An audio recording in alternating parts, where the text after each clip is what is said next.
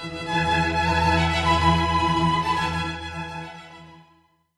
the colder regions of the northern hemisphere, an energy-efficient house should have most of its windows facing south. I wonder why that is. Let's look for our first follow-on sentence. To take advantage of this, during the winter, the south-facing windows should be uncovered during the day. Perhaps that is not clear that would be a follow-on. It seems a little more detailed. Though the sun always rises in the east and sets in the west, in the northern hemisphere the sun is permanently situated in the southern portion of the sky. Well, that sounds like an answer to my first question, which is why we would want to have windows facing the south. Though the sun rises east and west, actually it is in the southern portion of the sky if I live in the northern hemisphere, which, taking this test, we all should. Let's just check Q, U, and T very quickly. The reason that architects and builders want the southern exposure is related to the position of the sun in the sky. Actually that really looks like a better first follow-on. Q begins with the reason that most houses should have their windows facing south in the introductory sentence. And that reason is the position of the sun in the sky, which comes before sentence S, which explains more detail about how the position of the sun in the sky is helpful and would make builders want that southern exposure. So it looks like Q fits in right ahead of S. R. To take advantage of this, during the winter, the south-facing windows should be uncovered during the day. At night, when temperatures go down, the windows should be covered by curtains or other insulating materials to prevent heat from escaping. T. In these ways, the sun's warmth is retained in the house, a form of passive solar heating. So let's just reread S and decide which of those three are the best follow-on.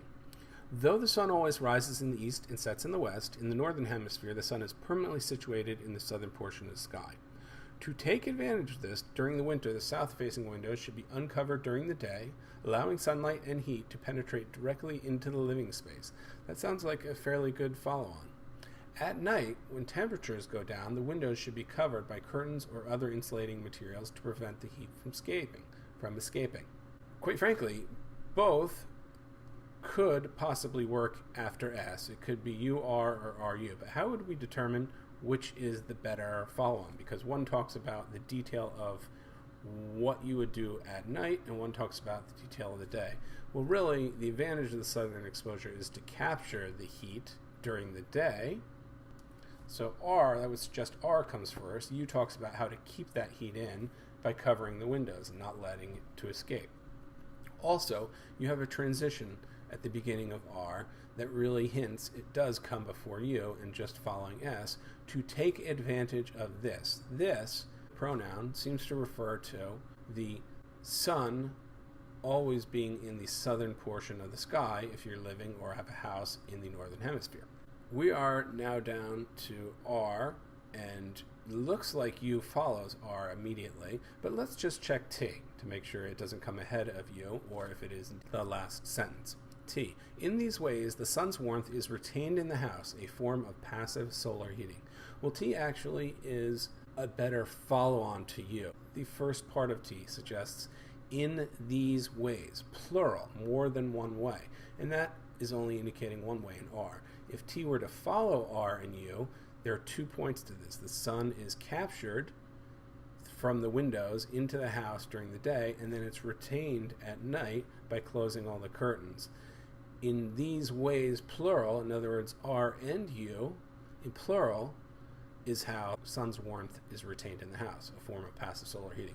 So it looks like T follows R and U, both ways to capture the heat and retain it throughout the day and night. So I like the order of this paragraph. Now makes sense. So in the cold regions in the north, a house should have most of its windows facing south.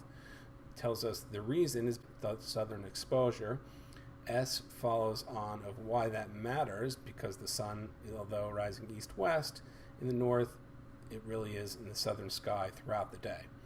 And then it talks about R transitioning to take advantage of this during the winter.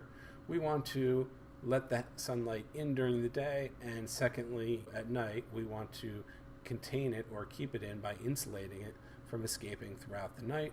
And then in total, or summing up, in these ways, plural, the sun's warmth is retained in the house.